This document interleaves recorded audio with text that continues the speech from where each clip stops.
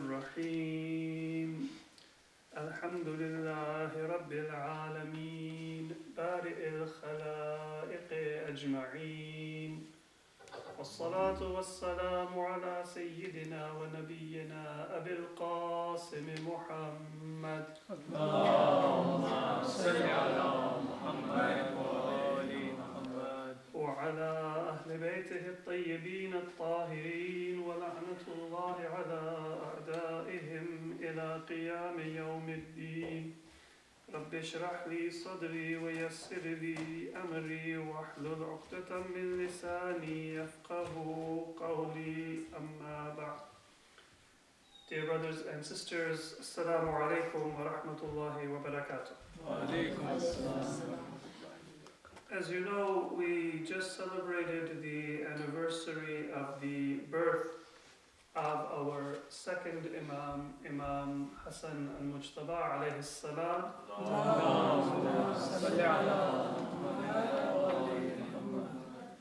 And in honor of the birth of our second Imam, I would like to look at a few of the teachings that have come down to us from Imam Hassan. In general, there is an injustice that we have done to our second Imam in that we have not given the proper amount of attention to his life, the lessons that we learn from his life, and the teachings that we have from him. This is sometimes human nature that when we have very great events, then we look and pay attention to the great events, but we don't understand that they are an exception and they are not the rule. We know very much about the 5 years of the outward government of Amir al-Mu'mineen, Imam Ali alayhi salatu wassalam. But we pay less attention to the 25 years before he became Khalifa, when the reality is that the miracle of Imam Ali's wisdom is in those 25 years. Because how is it possible for Fadak to be taken from Ahlul Bayt, basically an economic boycott against Imam Ali, government propaganda against Imam Ali, various kinds of maneuvering and political moves, sometimes by a direct appointment of the successor, sometimes by an engineered 6-member council, all designed in order to prevent Imam Ali from attaining prominence. And then you have a situation where the entire Muslim Ummah says unanimously that we want you to be our leader. And Imam Ali says to them in Medina that أَنَا لَكُمْ وَزِيرًا خَيْرٌ مِّنِّي لَكُمْ أَمِيرًا. It is better that I be an advisor. Now you have gone so far away from the ideals of the Prophet that you will not even be able to appreciate and follow me if I tell you what is the true teaching of Islam. Not that the Imam was not an Imam, but in that situation, he would need to first play the role of an advisor and a guide to bring them back to the right path so that they could follow what he was going to ask them to do. How is it possible that Imam Ali turned the tables? He didn't have the military. He didn't have the finances. And in fact, there was a ban on narrating the ahadith of our Prophet. There was a strict censorship over which companions were allowed to travel to different cities and what message they were allowed to give in Kufa or in Hijaz or in Sham in order to ensure that any story, any memory, any hadith inconvenient for the government was not going to be able to make it to the ears of the people. And yet, in 25 years, this was the wisdom of Imam Ali, that he ensured people were going to be able to know where the truth was. And when the third caliph was assassinated, they came to Imam Ali. The great events are, of course, the heroism of Imam Ali in the lifetime of Prophet Muhammad sallallahu alaihi wasallam, and the many events that took place, including the battles during the lifetime of Imam Ali. Hidden between the two is 25 years of sacrifice and struggle, but that is where the beauty of the character of Imam Ali and the miracle of undoing the combined propaganda of three caliphs who came before him is visible. The same thing can be said of Imam Hassan al-Mujtaba alayhi salatu wasalam, our second Imam. The miracle of Imam Hassan is that his imamat was contemporary with the period in which the greatest damage was done to the definition of Islam in the minds of Muslims. This is when Islam was expanding rapidly throughout the world. And as the Islamic empire expanded, and even beyond the empire, the Muslim trade routes expanded in different parts of Africa and Asia and what we today call Europe, you see that Muslims were not being given the authentic message of Islam. They were hearing largely of the Islam that was being popularized by the government. Muawiyah had instituted a policy of trying to eliminate any kind of mention of Ahlul Bayt. And it wasn't just the person of Amir al-Mu'mineen, but the very idea that there was continuity to the purity and the guidance of Prophet Muhammad sallallahu alaihi wasallam. That Muawiyah was trying to eliminate. The animosity of Muawiyah was not to Imam Ali as a person. In fact, if you look at history, you will see that although he could never admit it, Muawiyah had a great deal of admiration for Imam Ali. And he used to try to find out what was it that Imam Ali said and what was it that Imam Ali taught. Because he knew that there was no greater source of wisdom, even in a material sense, than that which came from Imam Ali. What Muawiyah opposed was that he wanted to have a powerful kingship for himself, for Yazid after him, and for his family after Yazid, for his descendants. So he opposed the source of strength that Imam Ali represented, the original message of Islam which freed people from materialism and from being enslaved by the world or by the people and the rulers of this world. And so, Islam was spreading rapidly throughout the world. New people were becoming Muslim, but they were new Muslims. They hadn't seen Prophet Muhammad sallallahu alaihi wasallam. And Imam Hassan now, he is going to stand and oppose the propaganda of Muawiyah, a ruler who is very clever and is a schemer, a ruler who has a large empire extending from Africa to Central Asia, the broadest and wealthiest empire in the Near East until that time. And he has a very strong treasury and a very strong army. And Imam Hassan, he is in Medina without any of those outward forms of power. And here you can see the character and the wisdom of our second Imam. That he established a strategy that he applied for 10 years. After he made an outward peace treaty with Muawiyah, Imam Hassan alayhi salam remained the Imam for 10 years, and he applied a certain strategy in dealing with Muawiyah. Imam Hussein alayhi salam continued that same strategy. It wasn't a different strategy, but Imam Hussein alayhi salam, he continued the seerah and the practice of Imam Hassan.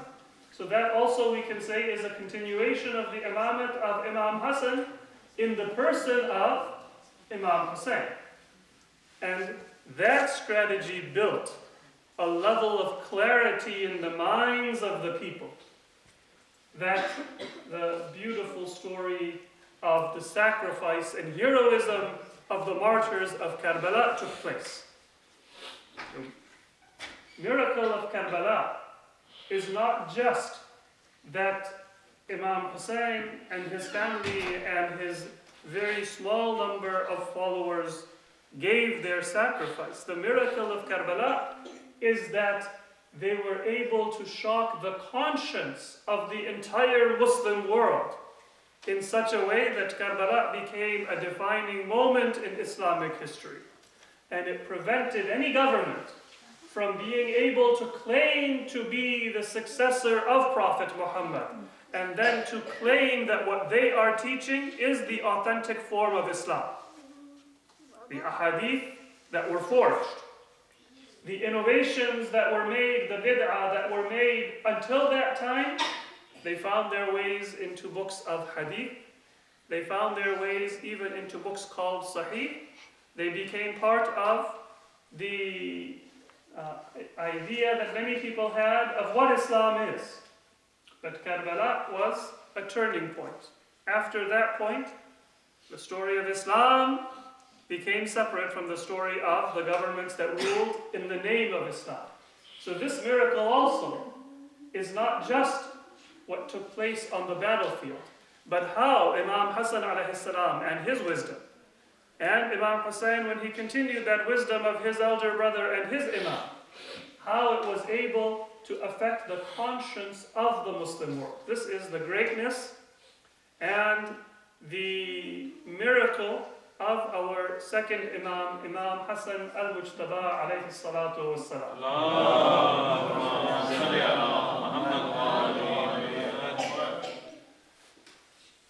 So one of the ways that we see Imam Hassan alayhi salam had this wonderful effect is that he emphasized for people what are the priorities of maintaining a piety and a connection to the truth in difficult times. We live in an environment where there is sin, there is temptation, and there is shaitan everywhere you turn.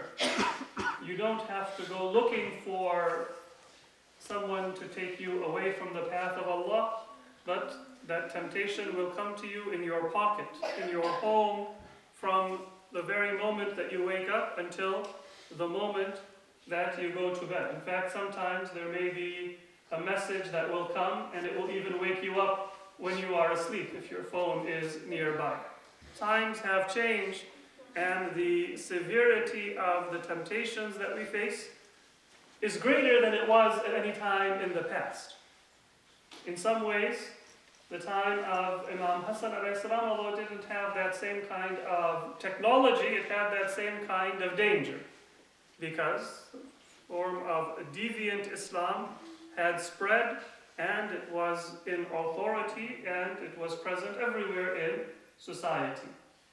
Imam Hassan alayhi salam, in addition to his generosity and his akhlaq, which we have all heard about, he emphasized certain things that can preserve our faith. One of those ahadith is the emphasis that Imam Hassan placed on presence in places of worship. The hadith is من أدام الاختلاف إلى المسجد أصاب إحدى ثمان. Somebody who adama means to do something da'iman. Someone who regularly, constantly, and religiously attends a masjid will get at least one of 8 benefits. And the form of this hadith, it's not saying that it has to be a formal masjid with any kind of special tile work. It is to get together in a place of worship and prostration. So we can say that this gathering also is fulfilling this purpose of Imam Hassan alayhi salatu wassalam.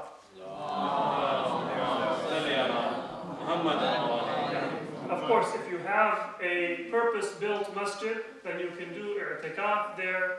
You have many other benefits that come, additional thawab, additional barakah. It can serve as a place to invite non-Muslims, and there are other benefits. But the heart is to come together in whatever place is available and in whatever way is available, and not just to be on our own. Not just to come together virtually, to come together in person, because the Imam says, Man adam al-ikhtilaf. Ikhtilaf, we say that Ahlul Bayt are mukhtalaful malaika, the place where angels come and go. Constant coming and going, that is called ikhtilaf. And al-ikhtilaf ila al-masajid means it's not that you go once a month, but that you go frequently. That is your go-to place. Asaba ihda thaman. Imam says that you'll get one of 8 benefits. Ayatan muhkama. One is that you will learn the ayat of Allah subhanahu wa ta'ala. Those are firmly established signs of God. And that is an anchor for our faith. We live in a time where everything is relative. What's good? Whatever makes you feel good. What's right for you? Sometimes people, they don't even believe in truth. They say, what is your truth? This is my truth. And we all have our feelings, we all have our understandings, but truth is not just rooted in my feelings. There is a reality that exists that I need to discover. I need to be humble. And ayatan muhkama means that when you go to a masjid, you will come into contact with those deep religious truths, where you are not bending religion to your whim and your desire, but rather you are bending your personality towards the teachings of Allah subhanahu wa ta'ala. So you are lifting up your understanding and your wisdom. So the first benefit you will get is that you will get connected to the words of the Quran or the teachings of the Quran, and you will have an anchor and a firmly rooted connection to the signs of God, to the truth. Not just something that blows with every wind. وَأَخًا مُسْتَفَادًا. And you will get brothers in faith that you didn't have before. There is also a hadith attributed to Imam Hassan alayhi salatu wassalam. He says, Al-Qarib man qarrabathu al-mawadda wa in ba'uda nasabuh. وَالْبَعِيدْ مَنْ بَاعَدَتْهُ الْمَوَدَّةُ وَإِنْ قَرُبَ نَسَبُهُ. Your relative is somebody who is close to you and who is going to help you, regardless of how close you are in genealogy. And if you are far away from somebody in heart and in soul, then your genealogy is distant, even if your actual biological relationship is very close. Now, this does not mean that we don't do Silatul Rahim, but it is a reality that we count in life on those people who are there for us. And they are, in one sense, our family. So, Imam Hassan says that if you have a small family, or if your family is far away, then when you go to a masjid, you attain those relationships. And of course, that means that you have to build those relationships. Don't come as a guest and do your worship and leave. But find out who else is there with you and make those friendships, build those relationships, because this is one of the benefits and one of the purposes of coming together for salah.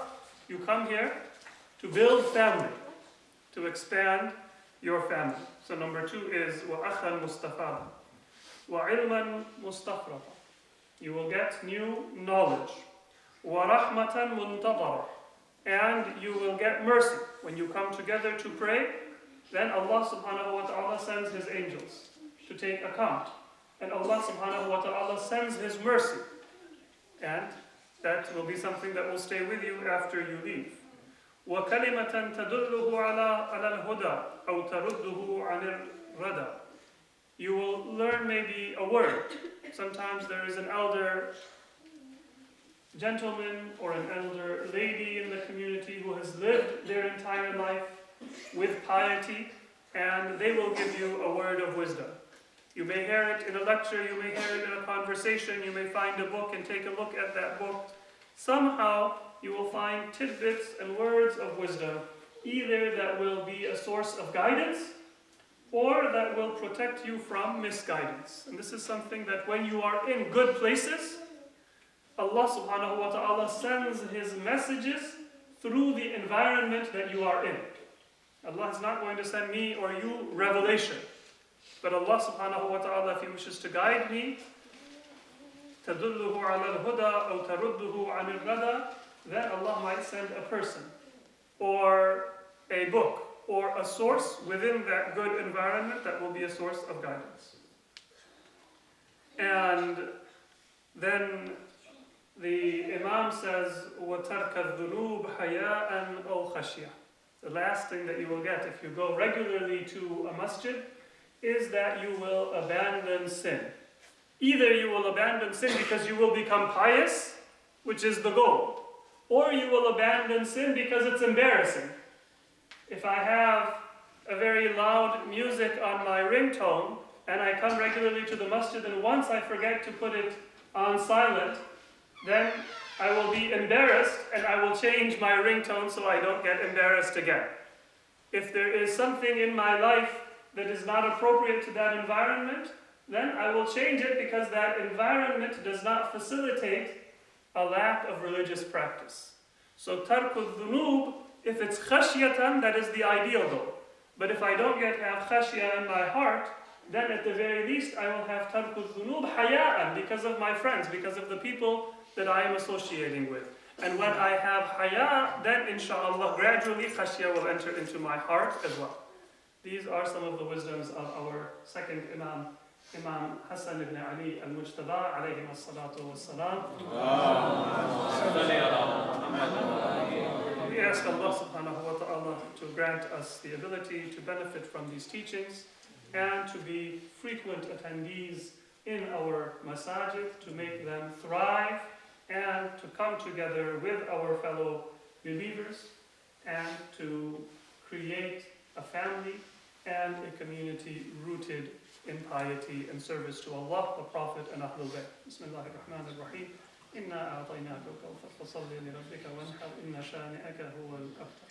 Allahumma salli ala Muhammad wa ali Muhammad.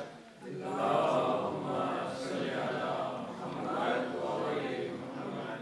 Allahumma salli ala Muhammad wa ali Muhammad.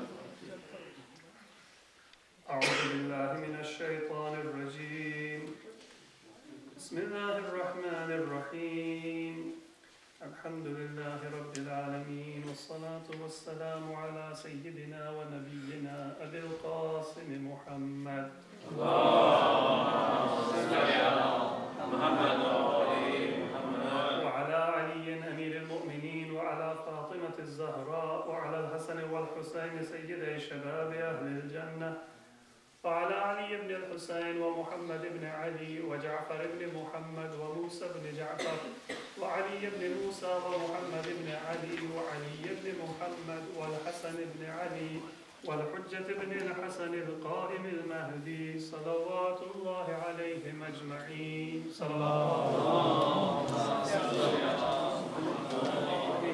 I seek forgiveness from Allah for myself and for all of us present.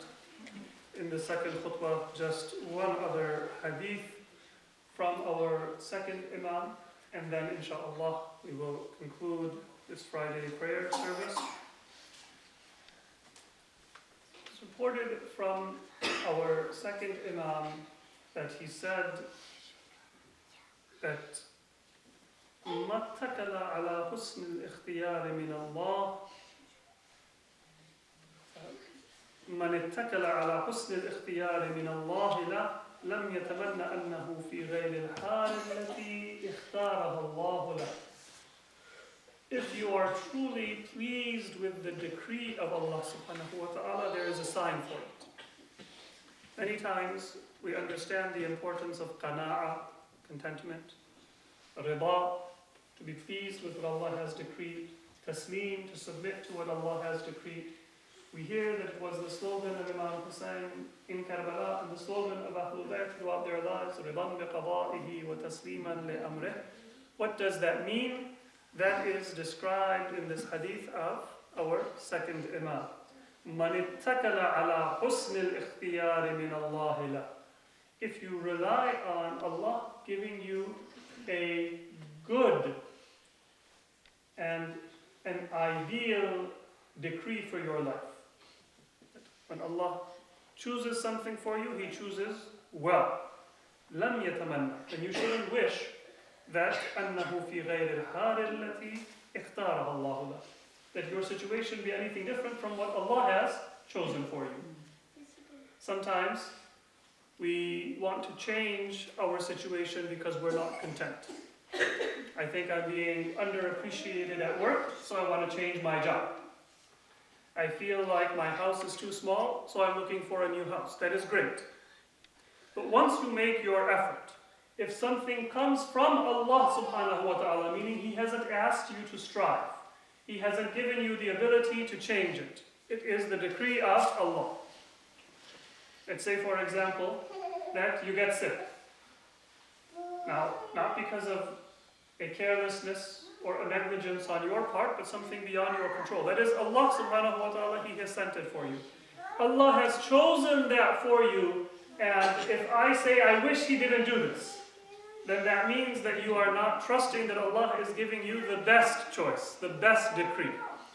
And either you are questioning Allah's wisdom, or you are questioning Allah's power, or you are questioning that Allah subhanahu wa ta'ala has mercy and He is looking out for your best interest.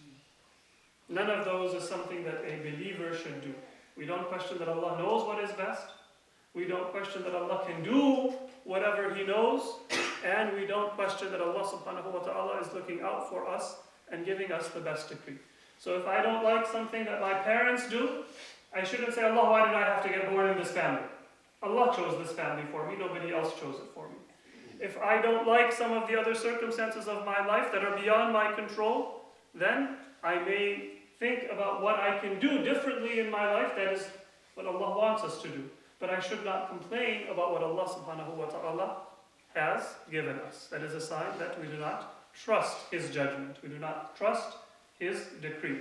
Once again, if a person trusts that Allah subhanahu wa ta'ala will do the best for them, then they will never seek and never desire anything other than what Allah subhanahu wa ta'ala has given them. Bismillahir Rahmanir Rahim.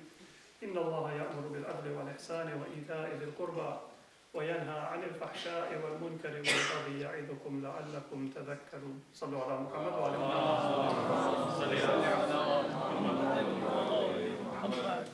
sahbihi.